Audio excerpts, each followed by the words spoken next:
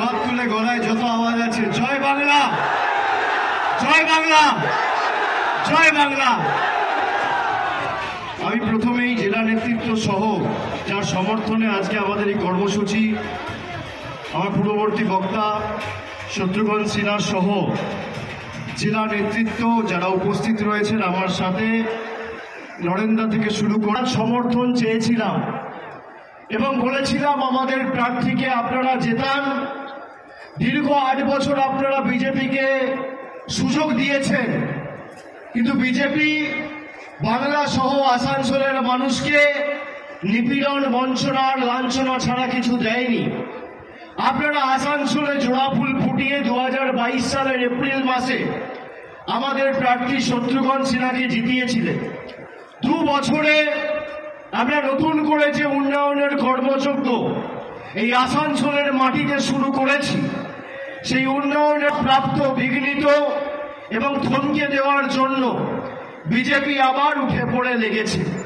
যাকে প্রার্থী করেছে 5 বছর আগে বর্ধমান দুর্গাপুরের প্রার্থী হয়েছিল, তার 5 বছর আগে দার্জিলিং এর প্রার্থী হয়েছিল। আমি আসানসোলের মায়েদের ভাইদের জিজ্ঞেস করতে চাই, আপনাদের এখানে যাকে প্রার্থী করেছে SS আলুওয়ালিয়া, তিনি নিজে একজন শিখ সমাজের প্রতিনিধি। এই বিজেপির নেতারা বাঙালিকে দেখলে রোহিঙ্গা বলে, সংখ্যালঘু মুসলিমকে দেখলে পাকিস্তানি বলে, আর শিখেদের দেখলে খালিস্তানি বলে। এই বিজেপিকে আসানসোলের মায়েরা ভাইয়েরা ভোট দেবে? ভোট দেবে?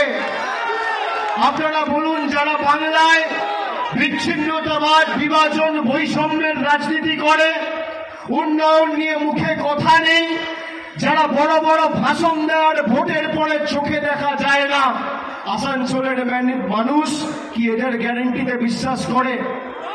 2014 সালে মোদিজি প্রধানমন্ত্রী হয়নি, আসানসোলে সভা করতে এসে আসানসোলের পোলো গ্রাউন্ডে বলেছিল মুঝে বাবুল চাইয়ে, আর সেই বাবুল চুপড়িও মোদিজির হাত ছেড়ে তৃণমূলের হাত ধরে জয় বাংলার স্লোগান দিয়ে দিদির গ্যারান্টিতে বিশ্বাস করেছে।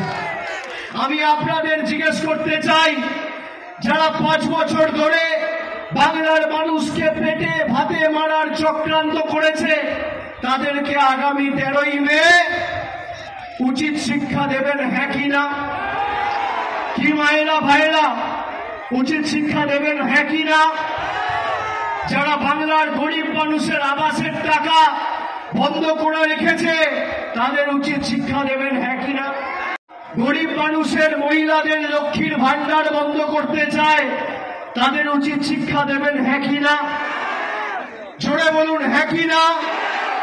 যারা আসানসোলের মাটিকে অশান্ত করতে চায়, ভাইয়ে ভাইয়ে বিভাজন তৈরি করে নিজের স্বার্থ চরিতার্থ করতে চায়, তাদের উচিত শিক্ষা দেবেন, হ্যাঁ কি না?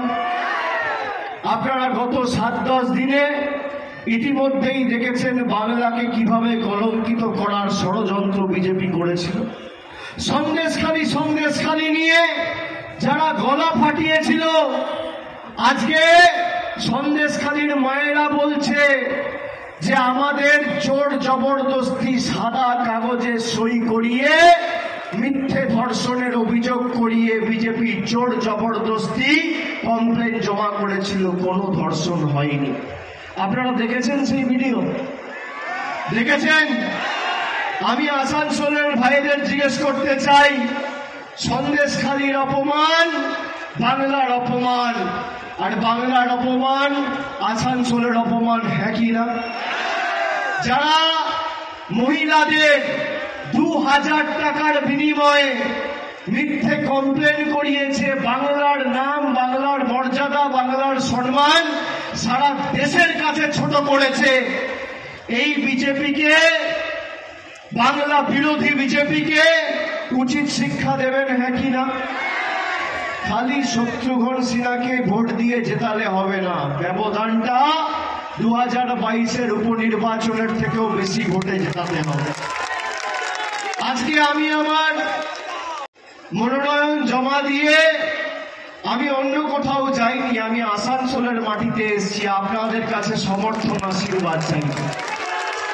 আমি আপনাদের কথা দিচ্ছি, যেভাবে আমি ডায়মন্ড হারবারে একজন জনপ্রতিনিধি হিসেবে গত 10 বছর কাজ করে ডায়মন্ড হারবারকে দেশের মধ্যে 1 নম্বর করেছি, আগামী দিন আসানসোলের দায়ভার আমি আমার কাঁধে তুলে নিচ্ছি। আপনারা আগামী 13 তারিখ, যে 13 তারিখ বাংলায় পরিবর্তন এসেছিল, সেই 13 তারিখ আপনারা ভোট দিয়ে দিল্লিতে পরিবর্তন আনবেন। এবং দিল্লির পরিবর্তন শুধু সময়ের অপেক্ষা। আমি 3 মাস ধরে রাস্তায় রয়েছি, আমি মানুষের চোখের মুখের ভাষা বুঝি। মোদিজি 10 দিন আগে সভা করে বলেছিল, अभी तो मेरा सरकार ने ट्रेलर दिखाया, पिक्चर अभी बाकी है। আমি আসানসোলবাসীকে জিজ্ঞেস করতে চাই, 10 বছরের মোদিজির সরকারের ট্রেলারে আপনি কি দেখলেন?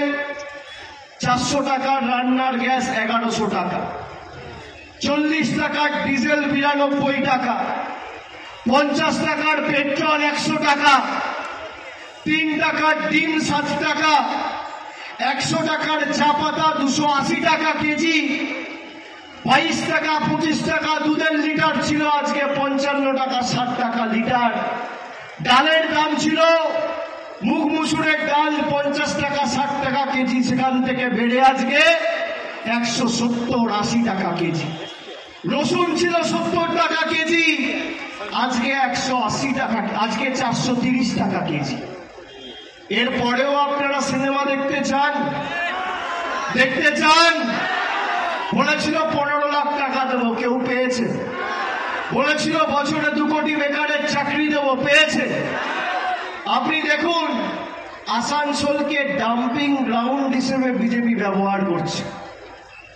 আলুওয়ালিয়াজিকে ডাম্প করার জন্য আসানসোল চিহ্নিত করেছে।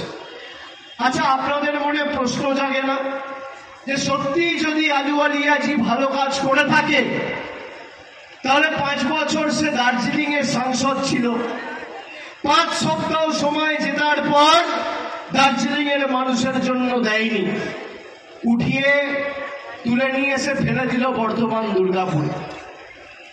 তারপর অত্যন্ত কম ব্যবধানে 2500 ভোটে এসএস আলুওয়ালিয়া বর্ধমান দুর্গাপুর থেকে জেতার পর 5 মিনিট সময় দেয়নি, আবার তুলে এনে ফেলে দিল আসানসোলে। ইনি একবার দার্জিলিং, একবার দুর্গাপুর, একবার আসানসোল। আর আসানসোল তো রাজ্যের বর্ডার, একদিকে ঝাড়খণ্ড। এবার রাজ্য থেকে ছেটিয়ে বিদায় করতে হবে এই ভদ্রলোক। দার্জিলিং এ আর রাজনৈতিক কেরিয়ারটা শেষ করতে হবে আসানসোলের মাটিতে। ইনি নির্বাচনের আগে টাকা দিয়ে মানুষের ভোট কেনে। আমাদের নেতারা আপনাদের বলবে যে এসএস আলুওয়ালিয়ার বিজেপি যদি টাকা দেয় আপনারা টাকা নেবেন না। আমি আপনাদের উল্টো কথা বলবো, আমি বলবো টাকা দিলে টাকা নিয়ে নেবেন। এই টাকা আপনাদের টাকা, গরিব মানুষের টাকা। এতদিন মানুষের কথা মনে পড়েনি, নির্বাচনের আগে টাকা বিল। খেলায় না পড়লে বেড়াল গাছে ওঠে না। পদ্ম ফুলের থেকে টাকা নেবেন আর জোড়া ফুলে ভোট দেবেন। যে যে ভাষায় বোঝে তাকে সেই ভাষাতেই আপনাকে জবাব দিতে হবে। আসানসোলকে যারা অপমান করেছে, বাংলাকে যারা অপমান করেছে, এই সন্দেশখালিতে যেভাবে বাংলার 10 কোটি মানুষের সম্মান এরা ধুলোয় মিশিয়ে দিয়েছে 10টা 15টা 20টা ভোটের জন্য, আসানসোলের মানুষকে বলবো, আপনাদের এই আসানসোল দক্ষিণের বিধায়িকা ভাষণ দিয়ে বলেছিল আমরা সন্দেশখালিকে নন্দীগ্রাম করব। শুভেন্দু অধিকারীর লেজুর মেদিনীপুরে দাঁড়িয়েছে, গোহারা হারবে, তারপর আসানসোলে ঢুকতে দেবেন না। বাংলার সাথে যেভাবে এরা প্রতারণা করেছে, 10 বছর ধরে বাংলার টাকা বন্ধ। এই যে দোকানদাররা দোকান